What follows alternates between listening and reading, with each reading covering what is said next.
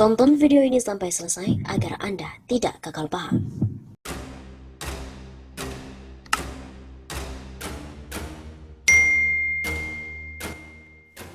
Halo Sobat 651 Safa, kembali lagi bersama dengan kami untuk mengulas fakta-fakta perpolitikan dan juga informasi terkini yang ada di tanah air. Habib Bahar menyatakan siap berjuang di bawah komando HRS.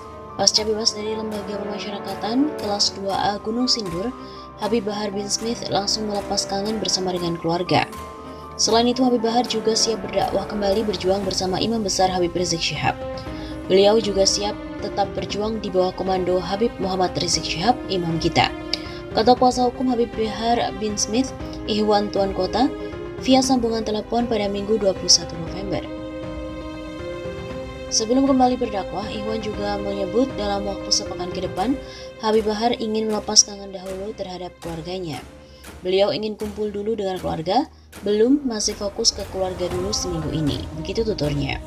Habib Bahar juga akan kembali mengajar dan sudah ada jadwal mengajar, dan katanya sudah disediakan santri beliau di pondok untuk mengajar berdakwah kembali. Melalui Ihwan, Habib Bahar menyampaikan terima kasih kepada seluruh pihak yang telah mensupportnya. Pesannya mengucapkan terima kasih, dukungan, doa seluruh santri, umat Islam yang mendukung dan juga mendoakan beliau. Diberitakan sebelumnya bahwa bebas dari penjara, Habib Bahar bin Smith bakalan langsung berdakwah. Hal tersebut disampaikan oleh pengacaranya Aziz Yanuar. Yang jelas langsung berdakwah, begitu kata Aziz dengan redaksi via pesan singkat Minggu 21 November. Aziz juga mengungkap hari ini adalah syukuran kecil-kecilan, namun pihaknya tidak bisa menyebut tempatnya. Syukuran tersebut juga dihadiri oleh pihak keluarga.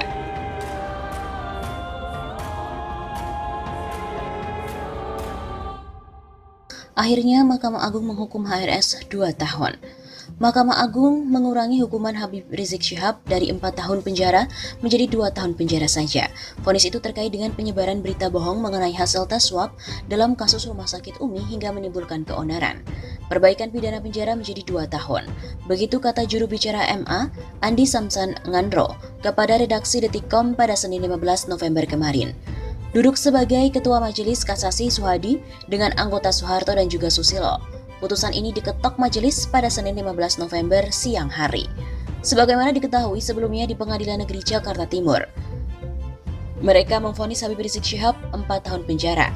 Pengadilan Negeri Jakarta Timur menyatakan Habib Rizik bersalah telah melanggar pasal 14 ayat 1 Undang-Undang RI nomor 1 tahun 1946 tentang peraturan hukum pidana Jungto pasal 55 ayat 1 ke 1 KUHP.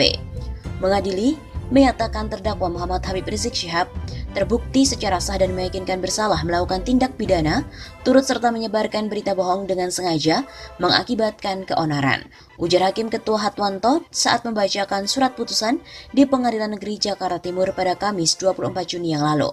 Pihak Habib Rizik pun lantas mengajukan kasasi, demikian pula untuk kubu jaksa penuntut umum.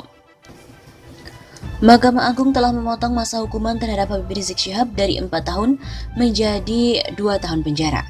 Putusan tersebut terkait dengan kasasi yang diajukan jaksa penuntut umum dan juga kuasa hukum Imam Besar FPI tersebut dalam kasus kabar bohong dalam hasil pemeriksaan tes usap COVID-19 di Rumah Sakit Umi Bogor, Jawa Barat.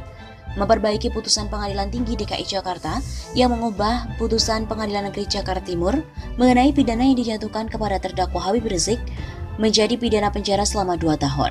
Begitu putusan kasasi Hakim MA yang disampaikan oleh juru bicara MA, Andi Samsan, pada Senin 15 November. Dalam keputusan kasasi tersebut, dikatakan alasan objektif para hakim mengurangi masa pemenjaraan untuk Habib Rizik. Dikatakan Hakim Habib Rizik sebagai terdakwa sebetulnya memenuhi cukup bukti melakukan perbuatan pidana, yaitu melakukan atau menyiarkan kabar bohong. Kabar dan informasi bohong tersebut dilakukan Habib Rizik sengaja yang dituding memunculkan keonaran di masyarakat. Sebagaimana dalam dakwaan alternatif pertama, primer jaksa penuntut umum. Begitu dalam putusan kasasi. Akan tetapi perbuatan Habib Rizik tersebut hanya terjadi di media massa. Menurut hakim, dari perbuatan Habib Rizik tersebut tidak memunculkan korban jiwa, fisik ataupun kerugian harta benda terhadap pihak-pihak lainnya. Pun juga dikatakan hakim, pengurangan hukuman tersebut mengingat Habib Rizik juga dijatuhi pidana dalam perkara yang lain. Sebab itu HRS layak untuk mendapatkan hukuman pidana yang lebih ringan. Oleh karena itu, penjatuhan pidana oleh judek fakti kepada terdakwa selama 4 tahun dipandang terlalu berat, sehingga pidana yang dijatuhkan kepada terdakwa patut atau beralasan untuk diperbaiki dengan menjatuhkan pidana yang lebih ringan. Begitu dalam putusan Hakim MA. Hasil kasasi MA tersebut tertuang dalam putusan 4471K/Pit-Sus/2021 dan resmi mengubah putusan PT DKI Jakarta pada tanggal 30 Agustus 2021 atau putusan Pengadilan Negeri Jakarta Timur 24 Juni 2021 yang lalu.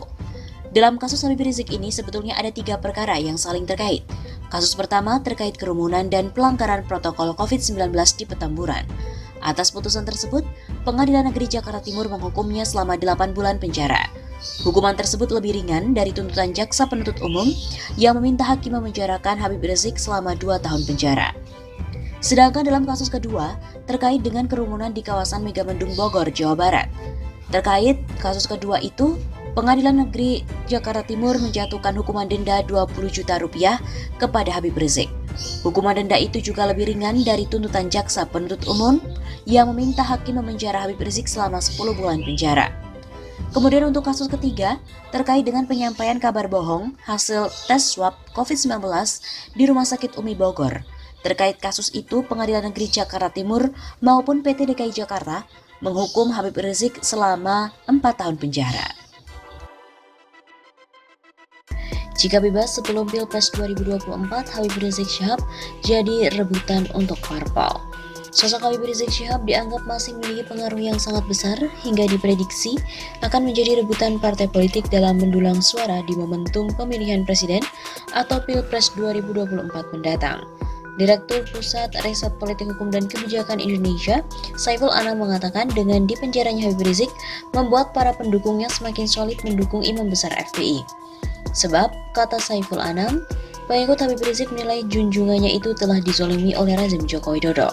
Dengan semakin menguatnya anggapan publik bahwa HRS dikriminalisasi, maka semakin kuat pula dukungan publik kepada yang bersangkutan, ujar Saiful kepada kantor berita politik RMOL pada Kamis 18 November. Apalagi kata Saiful, jika pihak Habib Rizik menerima putusan kasasi yang memotong hukuman menjadi 2 tahun, maka akan bebas sebelum Pilpres 2024. Bebasnya beliau juga tidak lama lagi membuat arah perpolitikan semakin menarik, karena saya kira magnet HRS masih kuat, bukan tidak mungkin selama di rutan sudah banyak parpol yang mendekati HRS. Bahkan Habib Rizik diprediksi akan menjadi rebutan parpol maupun calon kontestasi dalam Pilpres 2024 mendatang. Karena dari kalkulasi massa, ia dapat mendongkrak suara menjelang 2024 mendatang. Seperti diketahui bahwa pengurangan masa tahanan mantan Imam Besar FPI Habib Rizik Syihab oleh MA dari 4 tahun menjadi 2 tahun menuai spekulasi politik. Direktur Eksekutif Indonesia Political Review Ujang Komarudin juga mengkalkulasi jika hukuman penjara HRS menjadi 2 tahun maka dimungkinkan bebas sebelum perhelatan Pilpres 2024.